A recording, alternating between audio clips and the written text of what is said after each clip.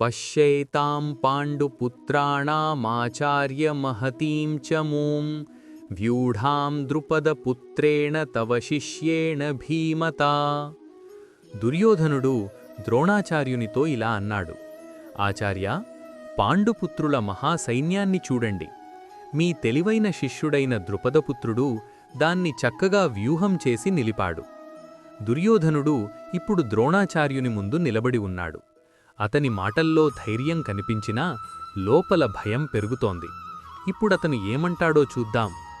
దుర్యోధనుడు ఇలా అంటున్నాడు: ఆచార్య, పాండవుల సైన్యం ఎంత బలంగా ఉందో చూడండి. ఇక్కడ ఒక మానసిక స్థితి తెలుస్తోంది. అతను తన సైన్యం గురించి కాదు, ముందుగా పాండవుల సైన్యం గురించి మాట్లాడుతున్నాడు. అంటే అతని దృష్టి మొత్తం ప్రతిపక్ష బలంపై ఉంది.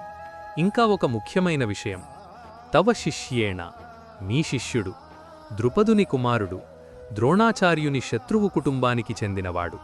అయినా అతనే ఇప్పుడు పాండవుల సైన్యాన్ని వ్యూహపూర్వకంగా ఏర్పాటు చేశాడు. దుర్యోధనుడు ఈ మాటతో ద్రోణాచార్యుని మనస్సులో సందేహం కలిగించాలని ప్రయత్నిస్తున్నాడు. అంటే ఇది ఒక మానసిక ఆట. మన జీవితంలో కూడా ఇలా జరుగుతుంది. భయమున్నప్పుడు మన దృష్టి సమస్యలపై ఎక్కువగా ఉంటుంది. ధైర్యమున్నప్పుడు మన దృష్టి పరిష్కారాలపై ఉంటుంది. అధర్మం ఎప్పుడూ భయాన్ని కలిగిస్తుంది, ధర్మం ధైర్యాన్నిస్తుంది. ఈ శ్లోకం మనకు చెబుతోంది: బయట ధైర్యంగా కనిపించడం సరిపోదు, లోపల స్థిరత్వం ఉండాలి. అదే నిజమైన శక్తి. జై శ్రీకృష్ణ.